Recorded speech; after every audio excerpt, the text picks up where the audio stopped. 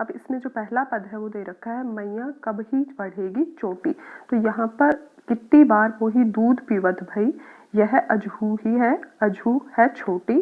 तू तो कहती बल्कि बेनी जो हवे है लांबी मोटी, काढ़त गुहत निहावत ओछत नागिनी सी भऊ भुई लेटी। तो यहाँ पर पहले इसमें जो लाइन है, पहली पंक्ति है, उसमें दिया गया है कि मैया, कान्हा जी अपनी मैया से पूछ रहे हैं कि मैया मेरी चोटी कब बढ़ेगी, मैया कब ही बढ़ेगी चोटी, मेरी चोटी है वो कब बढ़ेगी, कब लंबी होगी। कितनी बार मोही दूध पीवत, भाई मुझे कितनी बार तूने दूध पिलाया है। यह अजहू है छोटी, लेकिन ये अब भी छोटी ही है, क्योंकि जो यशोदा मैया थी वो उनको बोलती थी कि अगर तुम दूध पियोगे तो ये बहुत जल्दी मोटी हो जाएगी, बहुत लंबी मोटी हो जाएगी, बहुत जल्दी ये लंबी हो जाएगी, जैसे बलराम की चोटी थी।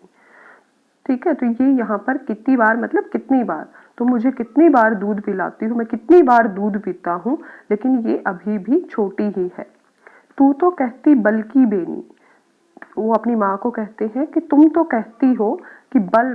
मतलब बलराम भैया के बारे में उन्होंने बताया, वो अपने बड़े भाई बलराम के बारे में कह रहे हैं कि बलराम की बेनी, बेनी मतलब चोटी, जो हवे है लांबी मोटी, जो बहुत लंबी और मोटी है। काढ़त गुहत निहावत ओछत, जब उसको खोला जाता है, यानी जब वो चोटी बनाते हैं, उनको नहलाया जाता है या कंघी किए जाते हैं, तो जब उनके बालों को खोला जाता है, बलराम के बालों को, उनकी चोटी को खोला जाता है, तो वो उनकी चोटी कैसी हो जाती है, मतलब नागिन की तरह, जैसे नागिन होती है वो जमीन पर लेट जाती है ना, वो काफी लंबी होती है, तो ऐसा लगता है उनके बाल कि जैसे कोई नागिन सी धरती पर लेटी होती है, भूमि मतलब भूमि पर, तो कोई नागिन भूमि पर लेटी होती है, उनकी चोटी ऐसी मोटी और काली है। काचो दूध पियावती पची पची, मुझे तुम किसी भी तरीके से जैसे तैसे करके बार बार मुझे कच्चा दूध पिलाती रहती हो, देती ना माखन रोटी, लेकिन मुझे माखन रोटी नहीं देती हो, क्योंकि कान्हा जी थे, उनको सबसे अच्छा खाना क्या लगता था, माखन और रोटी लगता था।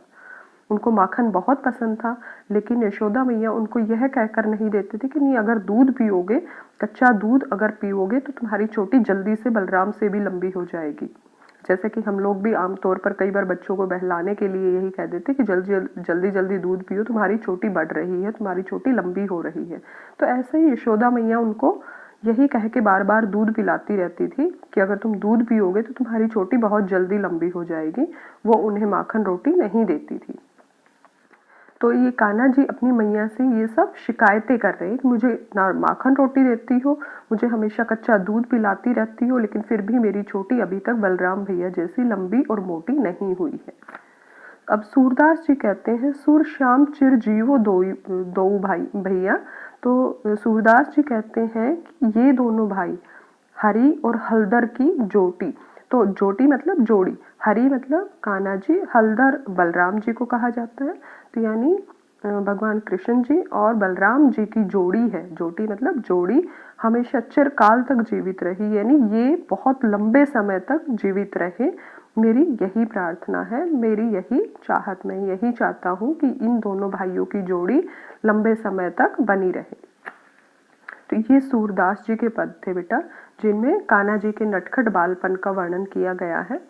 और उसके बाद आता है रामचंद्र जी के बारे में जो बताया गया है, उनके बालपन के बारे में, उनकी जो बाल लीला है उसके बारे में यहाँ बताया गया है। तो तुलसीदास जी कहते हैं,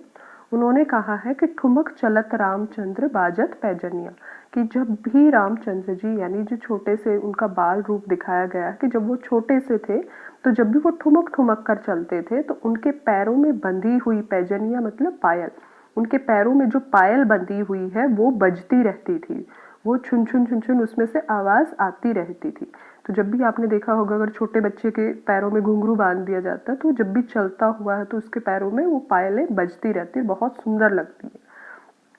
तो वैसे ही रामचंद्र जी के भी पैरों में, राम जी के पैरों में भी पायल, छोटी छोटी पायलें बांधी हुई थी, पायल जो थी वो बजती रहती थी जब वो चलते थे।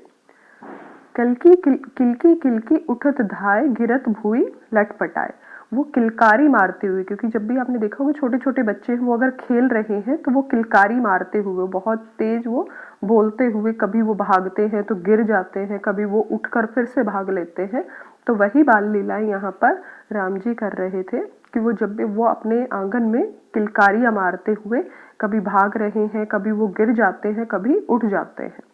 गिरत भुई लटपटाए, वो भूमि पर बिल्कुल लोटपोट हो चुके हैं, जो उनका शरीर है वो मिट्टी से भर चुका है, यानी वो मिट्टी में खूब लोटपोट हुए हैं। और उनकी जो माताएं, धाय मात गोद लेत, दशरथ की रानियां, जो दशरथ की रानियां थी, जो 3 रानियां थी उनकी, कौशल्या, सुमित्रा और कैकई, वो तीनों की तीनों उनको भागकर गोद में उठा लेती हैं। जो उनकी धाय मात है, धाय वैसे बोला जाता है कि जो लालन पालन करने वाली जो उनकी माताएं हैं, वो उनको मात मतलब माताएं, उनको गोद लेत, गोद में उठा लेती है, गोद में ले लेती हैं। अचल रज अंग झारी, अचल मतलब अपने आंचल से, रज मतलब जो मिट्टी उनके शरीर पर मिट्टी लगी हुई है, अंग मतलब उसका शरीर, उनका शरीर, तो ये उनके शरीर पर जो मिट्टी लगी हुई है उनको अपने आंचल से झाड़ती हैं, साफ करती हैं। विविध भांति सो दुलारी, और उन्हें अलग अलग तरह से, यानी अलग अलग तरीके से, भिन्न भिन्न प्रकार से उनको दुलारती रहती है। तन मन धन वारी वारी, उन ये रामचंद्र जी पर अपना सब कुछ वार देती है, अपना तन मन धन सब कुछ उन्होंने वार दिया है। कहत मृदु वचनानी, तो वचनिया, तो वो ऐसे अपना सब कुछ कि मैंने तो तुम पे, तुम्हारे ऊपर तो सब अपना हमारा तन मन धन सब कुछ वार दिया है। और उनको बहुत मीठे मीठे वचन बोलती है, उनको खुश करने के लिए, उनको अपना प्यार दिखाने के लिए, उनका दुलार करने के लिए वो मीठे मीठे वचन बोलती हैं। वृद्धुम से अरुण अधर, बोलत मुख मधुर मधुर। वृद्धुम क्या होता है, जो किसी भी पत्ते, जो नए नए पत्ते आते हैं, यानी कोपल जो होती है वो लाल रंग की होती हैं, तो उनके जो अधर यानी उनके जो होठ दिखाए गए हैं वो लाल रंग के हैं, बिल्कुल कोपल की तरह लाल लाल, और बिल्कुल उनकी तरह कोमल है। उनके जो कोमल कोमल लाल रंग के जो होठ हैं, उनसे जब वो बोलते हैं, उनको हिला हिला कर जब वो बोलते हैं, बहुत मीठा मीठा बोलते हैं, बहुत सुंदर लगते हैं। सुभग नासिका में चारु, चारु मतलब सुंदर, सुभग मतलब जो उनकी सुंदर सी नाक थी, नासिका मतलब नाक, जो उनकी सुंदर सी नाक पर जो एक लटकत लटकनियां, उन्होंने जो एक बाली की तरह एक पहन रखी है, और जब भी वो बोलते हैं तो उनकी जो नाक में वो बाली लगी हुई है वो हिलती रहती है, वो लटकती रहती है ना, जो लटकी हुई है वो हिलती रहती है। और उनकी जो नाक पे उसकी शोभा और भी ज्यादा बढ़ गई है, क्योंकि जो रामचंद्र जी थे उनकी नाक, जो छोटी सी नाक थी, बहुत सुंदर लगती थी, तो उनकी नाक में वो बाली डलने के बाद और भी उसकी शोभा बढ़ गई है, वो और भी सुंदर लगती है, लटकती हुई, हिलती हुई। तुलसीदास अति आनंद देख के मुखारविंद, तुलसीदास जी कहते हैं कि वो उनके मुख अरविंद, मुख अरविंद मतलब जो उनका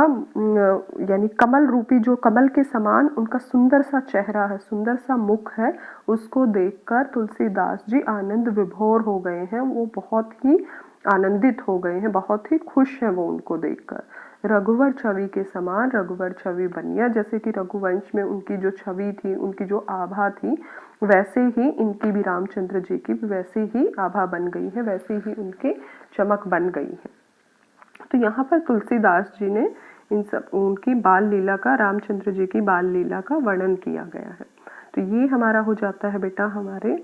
दोनों, इसके सूरदास जी के और तुलसीदास जी के पदों का वर्णन।